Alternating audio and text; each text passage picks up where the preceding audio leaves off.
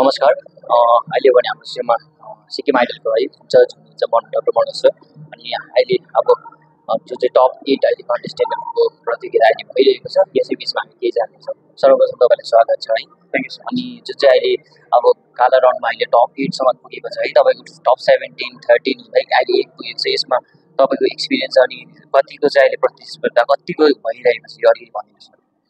प्रतिस्पर्धा त एकदमै डरलाग्दो भएर गएको छ अहिले भनौँ न है।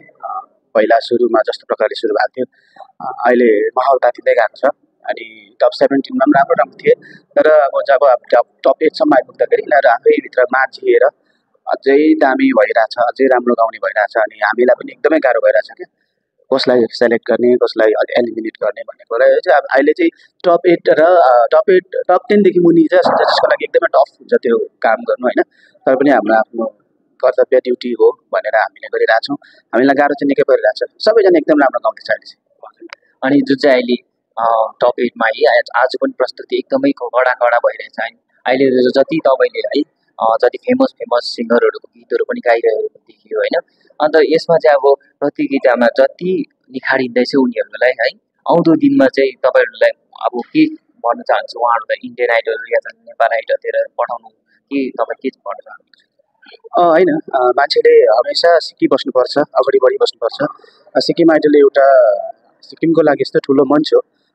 सिक्किम आइडल जस्तो मञ्चबाट नै हो बाहिर जाने भनेको, नेसनल इन्टरनेसनल लेभलमा गएर कम्पिट गर्नुपर्छ हाम्रो नानीहरूले। अनि त्यहाँबाट सिक्नुपर्छ। जित्नु मात्रै सधैँ ठुलो कुरा हुँदैन, सिक्नुपर्छ। अनि सिक्किम आइडलले दिएको मञ्चले हाम्रो नानीहरू धेरै जग्गा पुगिसकेका छन्। जस्तै हाम्रो जेसिन्ता लामा जो अहिले मुम्बईमा हुनुहुन्छ, त्यो सिक्किम आइडलले दिएको मञ्च, सिक्किम आइडलको मञ्चबाट उहाँ अगाडि गएको। अनि त्यस्तै प्रतिस्पर्धीहरू, त्यस्तै नानीहरू हामी खोजिरहेछौँ, ताकि भोलिको दिनमा गएर नेपालमा अथवा भारतमै पनि इन्डियामा गएर ठुलो नाम गरोस्, सिक्किमको नाम राखोस्। त्योभन्दा पनि ठुलो गएर आफ्नो नाम राखोस् अनि सिक्किमलाई चिनाओस् होइन, त्यस्तो हाम्रो सोच छ।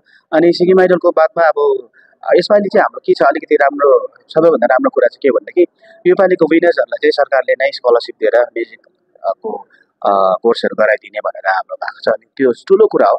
पैसा रुपियाँ 2 दिन 3 दिनमा सक्छ, तर त्यो आफूले लिएको नलेज, आफूले लिएको डिग्री भने सदा सर्वदा बस्छ। अनि यो पहलको लागि सरकारलाई पनि एकदम सम्माननीय मुख्यमन्त्रीलाई धन्यवाद दिन चाहन्छौँ हामी एन्टायर जजको प्यानलबाट। अनि त्यही भएर चाहिँ अहिले भव्य रूपमा चलिरहेछ। नानीहरूले धेरै नाम कमाउँछ भन्ने आशा छ।